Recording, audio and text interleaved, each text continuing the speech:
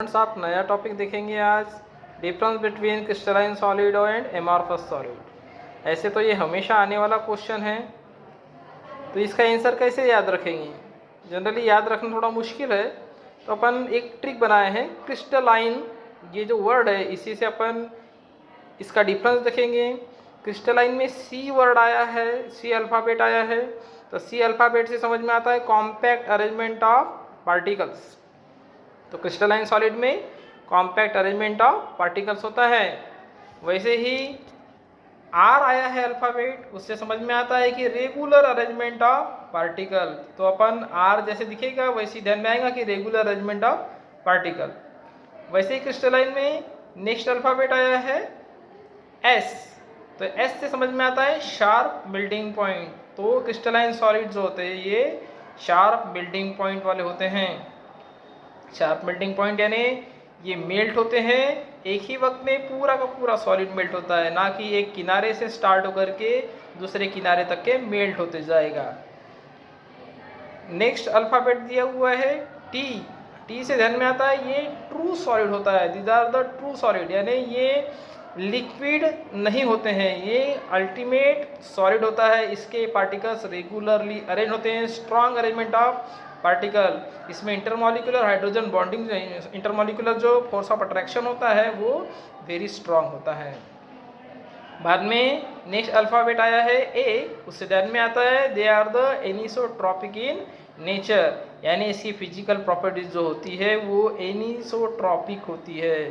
Next जो last में दिया हुआ है क्रिस्टलाइन, तो लाइन यानी क्या है? तो लाइन देखेंगे have a line of symmetry. Generally अपने को डिफरेंस जो होता है ये सबसे अच्छा क्वेश्चन लगता है। लेकिन डिफरेंस में अपने को पॉइंट ध्यान में नहीं आते, तो पॉइंट ध्यान में रखने का ये सबसे अच्छा तरीका मैंने निकाला है। इसमें ऐसी ट्रिक बनी हुई है। क्रिस्टलाइन में सी यानी compact arrangement of particles, R यानी regular arrangement of particle, S यानी शार्प मेल्टिंग पॉइंट, इसका मेल्टिंग पॉइंट शार्प होता है, T for true solids, they are the true solids. उसके बाद वाला जो ए यानी एनिसोट्रॉपिक इन नेचर, और लाइन यानी लाइन ऑफ सिमेट्री। आप गिने चुने वर्ड्स में एग्जाम में लिखेंगे तो फुल मार्क्स मिलेंगे, मार्क्स कटने के कोई चांस नहीं है। इसका उल्टा अपने को एमॉर्फस में लिखना है, जैसे कि अपन डिफरेंस में लिखते हैं। जैसे यहाँ सी यानी कॉम्पैक्ट अरेंजमेंट ऑफ पार्टिकल्स है, तो उसका उल्टा इधर लिखना है लूज अरेंजमेंट ऑफ पार्टिकल्स। इधर में लिखा हुआ है regular arrangement of particle are से, तो आपको एकदम से उल्टा लिखना है इसका इर्रेगुलर अरेंजमेंट ऑफ पार्टिकल्स। इसमें जैसे yes for sharp melting point लिखा हुआ है, एकदम उल्टा अपने को इधर में लिखना है। अगर अपन ऐसा भी लिख देते हैं नो शार्प, या फिर लिखेंगे डिफ्यूज्ड मेल्टिंग पॉइंट, तो भी एकदम करेक्ट है। बाद में टी का अपने ट्रू सॉलिड्स लिखे थे, तो ट्रू सॉलिड इसका एकदम उल्टा लिखेंगे नो ट्रू सॉलिड, या फिर उसको सूडो सॉलिड भी कहा जाता है।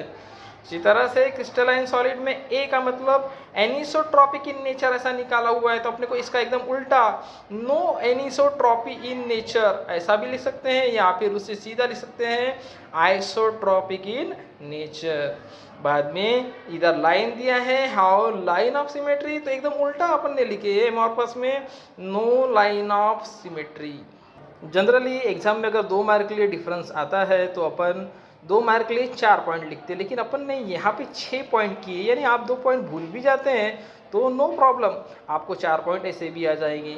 ऐसे ही ट्रिक्स मैं आगे भी बनाते रहूँगा, मैंने बना भी चुका हूँ, उसकी वीडियो बनाने की देरी है। आपसे मुझे सब्सक्रिप्शन मिलेगा और लाइक्स मिलेंगे तो मैं ऐसे वीडियोस कई बनाऊंगा, जिससे कि आपकी स्टडी एकदम आसान हो जाएगी। एग्ज़ाम में सबसे डिफ़िकल्ट होता है याद रखना। अगर आप याद रखेंगे सो एक ना एक दिन भूलेंगे, लेकिन आप ट्रिक ध्यान में रखेंगे तो आप कभी नहीं भूलेंगे। आपको आधी रात को भी कहा जाएगा कि क्रिस्टलाइन और एमॉर्फस सॉलिड का डिफरेंस क्या है, तो आप क्रिस्टलाइन ये सिर्फ वर्ड देख के ही डिफरेंस बता पाएंगे। इतना ही नहीं, आप पॉइंट टू पॉइंट सब आंसर्स लिख पाएंगे।